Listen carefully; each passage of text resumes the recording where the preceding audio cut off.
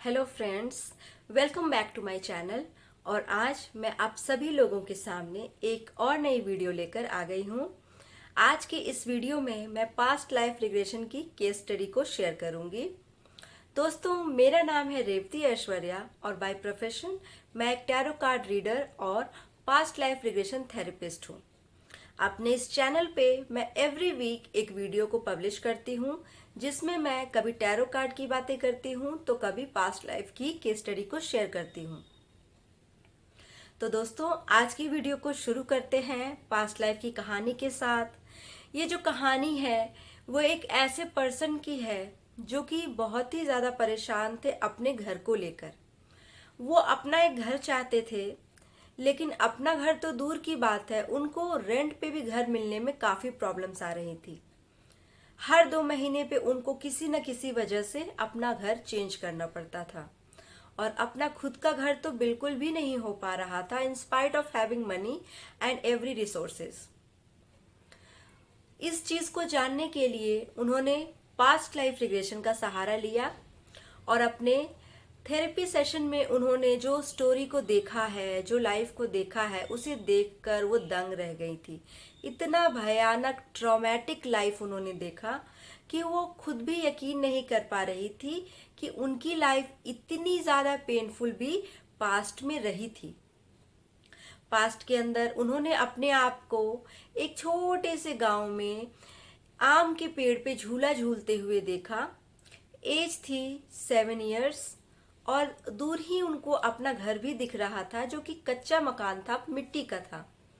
उस मकान में उन्होंने जाकर देखा तो उनको अपनी मदर दिखी। मदर की गोद में एक छोटा सा बेबी बॉय था जो कि उनका भाई था और उनके पिताजी टीचर का काम करते थे गांव के ही स्कूल में। उन्होंने देखा, उनको फील हुआ कि हाँ, हैप्पी फैमिली है। मदर ज़्यादा प्यार नहीं करती पर मैं मदर से बहुत ज़्यादा प्यार करती हूँ। और सडनली सीन चेंज हो गया। उनको दिखा कि एक लेडी है जो कि कुएं में है अपने बच्चे के साथ और इनको बड़ा डर लग रहा था उस कुएं में झांकने को। ये भी उसी जगह पे मौजूद थी और भी कई सारे लोग वहां पे चारों तरफ से भीड़ लगाकर खड़े थे। सब आपस में बातें कर रहे थे जैसे कि जो भी हो रहा है अच्छा हो रहा है, उस लेडी को कुएं में ही दफन कर देना चाहिए। इनकी उम्र काफी छोटी थी तो ये बहुत घबरा रही थी और डर रही थी। बहुत हिम्मत करके जब लोग वहां से चले गए तो इन्होंने हल्का सा झांकने की कोशिश की तो देखा ये तो मेरी ही माँ है और मेरा ही भाई है। बहुत तेज से वो रोने लगी वहां पे बैठकर और जल्दी से दौड़कर अपने पिताजी के पास गई जो कि गांव के स्कूल में उस वक्त पढ़ा रहे थे। उन्होंने अपने पिता को सारी बातें बताई और बिल्कुल बदहवास हालत में अपने पिताजी से इसका कारण पूछा कि आखिर क्यों और किसने माँ को कुएं में डाल दिया है। माँ तो मर जाएगी कुएं में। कुआं ऑल्दो बहुत सूखा हुआ था लेकिन काफी गहरा था।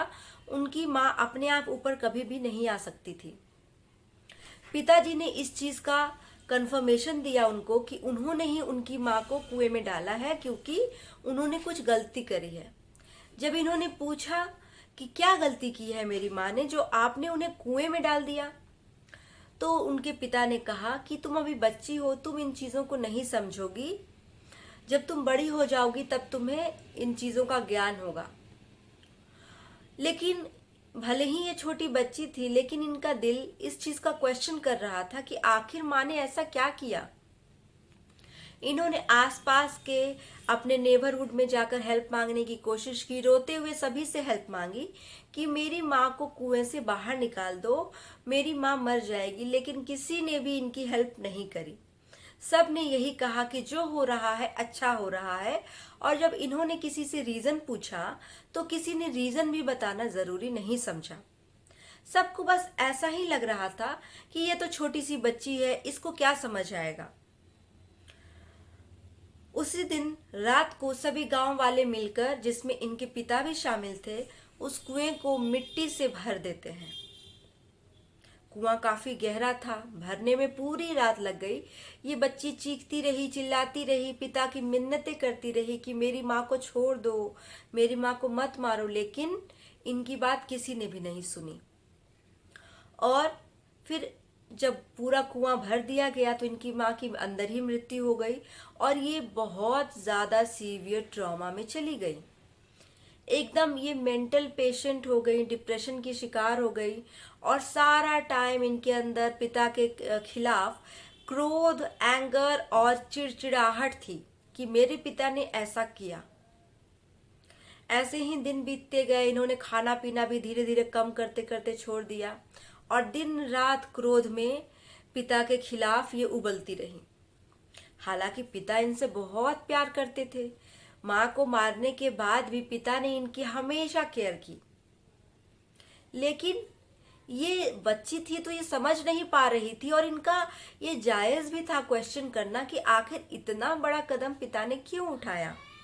एक बच्चा जो कि अपनी माँ से बहुत प्यार करता है और उसके आंखों के सामने अगर उसकी माँ को इस तरीके से मार दिया जाए और वो भी उसी के पिता से मार दिया जाए तो क्वेश्चन करना तो बिल्कुल जायज है। ऐसे ही दिन बीतते गए कि उन्होंने कई बार दोबारा अपने पिता से क्वेश्चन किया कि बताओ आपने ऐसा क्यों किया मेरी माँ के साथ, लेकिन इनके पिता ने कभी आंसर नहीं दिया। देखते ही देखते ये 13 साल की हो गई और हर बीतते साल के साथ इनका क्रोध बढ़ता बढ़ता बढ़ता चला गया। एक दिन जब ये रात के अंधेरे में अपने पिता को सोता हुआ देख रही थी तो इनके अंदर का जो वो क्रोध अग्नि थी वो चरम सीमा पे आ गई और इन्होंने घास काटने वाले जो लोहे का हथियार होता है वो अपने नेबरहुड से चुराया रात को और अपने पिता के टुकड़े टुकड़े करके काट डाले। जब ये अपने पिता के टुकड़े टुकड़े कर रही थी तब इनको रियलाइज हो रहा था कि इनके अंदर कितना एंगर है और बहुत गुस्सा। जब ये गुस्सा निकाल रही थी तो बहुत ज्यादा सेटिस्फाइड महसूस कर रही थी। इनको अच्छा लग रहा था, इनको बिल्कुल भी बुरा नहीं लग रहा था कि मैं अपने पिता की हत्या कर रही हूँ। इनको बहुत अच्छा लग रहा था। अपने पिता की हत्या करने के बाद इनको ये तो अवेयरनेस थी कि आप गांव वाले अगर उनको पता चलेगा कि इन्होंने अपने पिता को मारा है तो शायद गांव वाले इनकी भी हत्या कर दें, क्योंकि गांव वाले सारे इनके पिता के सपोर्ट में थे। सो इन्होंने सोचा कि क्यों ना मैं भाग जाऊं और इतना सोचकर ये उसी वक्त रातों रात भाग गई, क्योंकि इनके पास ना तो कोई जान पहचान के लोग थे जिनके पास ये जाती, ना ही इनका कोई दोस्त या साथी था जिसके पास ये जा सकती थी। तो ये भागती रही यहाँ से वहाँ, वहाँ से वहाँ। रातों को ये खेत में छिप जाया करती थी और दिन को ये सड़कों पे चलती जाती। कहीं भी ये रुक नहीं रही थी इस डर से कि अगर ये रुकी तो इनको गांव वाले आकर पकड़ लेंगे। इस चीज़ का सीवियर इनके अंदर फियर बैठ चुका था। और फिर एक दिन इसी तरीके से भागते भागते इनके 2 महीने बीत चुके थे और इनको पता भी नहीं चला। कभी इनको सड़कों पे कुछ खाने पीने की चीज़ या किसी का जूठन गिरा हुआ मिल जाता कचरे के पास तो ये खा लेती थी, और जहाँ तहाँ पे अगर इनको कोई थोड़ा सा पानी मिल जाता या किसी से मांगकर ये पानी पी लेती थी। बिल्कुल कुत्तों की तरह इनकी ज़िंदगी हो गई थी। कुछ भी गंदा चुनकर खा लेना, कोई भी गंदा पानी पी लेना, क्योंकि ये बिल्कुल बदहवास सी हो गई थी और इनका माइंड भी बिल्कुल अनस्टेबल हो चुका था। ये ना तो इतनी ज़्यादा पढ़ी लिखी थी कि कोई नौकरी करती, ना ही इनके कोई सगे संबंधी इनकी मदद कर सकते थे और ना ही ये उनके पास जा सकती थी। भागते रहने के अलावा इनके पास और कोई दूसरा ऑप्शन नहीं था। भागते भागते फिर एक दिन अचानक से इनकी हिम्मत जवाब दे जाती है और ये बुरी तरीके से बेहोश होकर खेत के अंदर गिर जाती है। जब सुबह सुबह उस खेत का मालिक आता है अपने खेत में तो इनको देखता है और इनको अपने घर ले जाता है उठाकर 4 लोगों की मदद से। जब ये उनके घर जाती हैं तो उनकी पत्नी इनका बहुत ख्याल रखती है और इनको जब होश आता है तो ये देखती है किसान और उसकी पत्नी है, उसके मम्मी पापा हैं और उनके बच्चे, सभी लोग चारों तरफ से घेर कर इनको खड़े हैं और इनको देख रहे हैं। इनका शरीर बेहद दुर्बल और लाचार हो चुका था। शरीर पे मांस नाम का कोई भी चीज़ नहीं था, केवल हड्डियां ही हड्डियां थी और ये बिल्कुल एकदम बदहवास थी कि इनके मुंह से कोई शब्द भी नहीं निकल रहे थे। कुछ बोलना भी चाह रही थी तो बोल नहीं पा रही थी। किसान और उसकी पत्नी चाह रहे थे कि ये अपना परिचय बताए, अपनी पहचान बताए, ताकि इसको अपने घर तक पहुंचाया जा सके, लेकिन ये तो कुछ भी बोलने की कंडीशन में नहीं थी।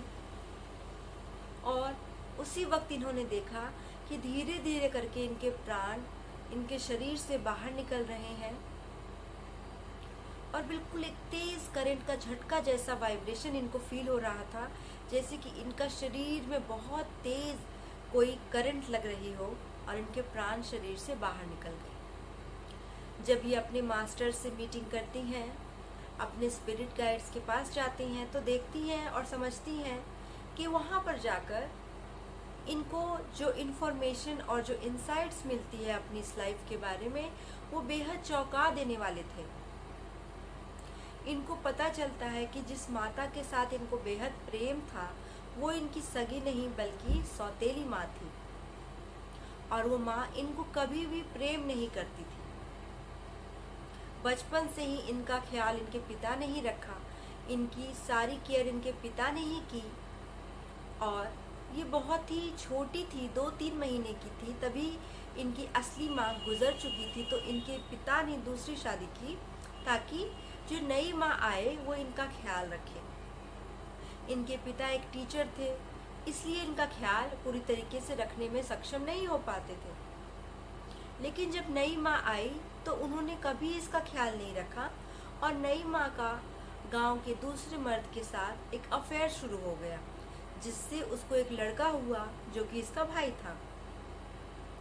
ये सब बातें इसके पिता को पता थी, ये सब बातें गांव वालों को भी पता थी। गांव में कोई भी बात छिप नहीं पाती है। सभी गांव वालों की हमदर्दी इनके पिता के साथ थी, क्योंकि सभी को पता था कि ये उनकी दूसरी शादी है, और उन्होंने शादी इसीलिए की थी ताकि नई माँ आकर इनकी बच्ची का ख्याल रखे, इनका घर दोबारा बस पाए। लेकिन इनकी माँ ने कभी भी इनको नहीं चाहा और ना ही इनके पिता को चाहा। इस वजह से ही इनके पिता ने जो क्रोध अंदर ही अंदर पाल रखा था, उस क्रोध के वश में आकर उन्होंने उनकी पत्नी को मारने का फैसला लिया, क्योंकि उन्होंने देखा ये मेरी बच्ची को बिल्कुल प्यार नहीं करती है और इसका अफेयर भी दूसरे मर्दों के साथ शुरू हो चुका है। ये बात उनके लिए बहुत ही बेइज्जती वाली थी, क्योंकि गांव में ऐसे संबंध बिल्कुल भी सराहनीय और रिस्पेक्टफुल नहीं होते हैं। ये सब इंसाइट्स जब इनको मिले तो इनकी आंखें खुल गई। इनको रियलाइजेशन हुआ कि इन्होंने अपने पिता को कितना गलत समझा, और उसके बाद इन्होंने अपने पिता से माफ़ी मांगी। इन्होंने अपनी माँ को भी जज नहीं किया, क्योंकि उस वक्त एज अ सोल उनके अंदर इनफ नॉलेज और गाइडेंस आ चुकी थी इनके स्पिरिट गाइड से, कि जो उनके माता और पिता के बीच में हो रहा है वो उनके पास्ट लाइफ्स के कर्मा के अकॉर्डिंग ही हो रहा है। सो एज अ चाइल्ड इनका ये रिस्पॉन्सिबिलिटी नहीं है कि ये अपने माता या पिता से द्वेष करें। बच्चे के रूप में इनको अपने माता और अपने पिता दोनों से बहुत प्यार मिला, लेकिन इन्होंने अपनी माँ के दुख को अपना दुख बना लिया और अपने पिता से क्रोध कर बैठी, और ना केवल क्रोध किया बल्कि अपने पिता की हत्या भी कर दी। इतना सब देखने के बाद इनको ये भी समझ आया कि क्योंकि इन्होंने अपने हाथों से अपने पिता की बहुत ही निर्मम हत्या की थी, इसलिए इनको पितृदोष का भी पाप था। वो भी एक बहुत ही स्ट्रॉन्ग नेगेटिव कर्मा को ये होल्ड कर रही थी, जिस वजह से ही इनके आज प्रेजेंट लाइफ में घर नहीं हो पा रहा था। सारी हीलिंग करवाने के बाद जब इनको प्रेजेंट लाइफ में वापस लाया गया तो पता चला कि प्रेजेंट लाइफ में इनका यही नेचर है कि खुद भी ये एक हीलर है, लेकिन जिस किसी से भी ये बात करती हैं उसका दुख ये खुद महसूस करने लग जाती है। तो इस पैटर्न को भी चेंज किया गया और आज उनके अंदर का सारा क्रोध निकल चुका है और बहुत ही जल्द उनका अपना घर होने जा रहा है। तो दोस्तों, ये तो थी पास्ट लाइफ की स्टोरी, जो कि बहुत इंटरेस्टिंग के साथ साथ बहुत ही ज़्यादा भयानक भी थी, जिसमें बहुत सारा क्रोध भी था, बहुत सारा बिट्रेयल भी था और बहुत सारा फियर भी था। तो दोस्तों प्लीज़ बताइएगा आपको ये स्टोरी कैसी लगी। प्लीज़ कमेंट करना ना भूलें। वीडियो को अगर पसंद आया हो तो लाइक करें, चैनल को सब्सक्राइब करें। तब तक के लिए, जब तक मैं आपके लिए एक और नई वीडियो लाती हूँ, थैंक यू सो मच दोस्तों। राधे राधे।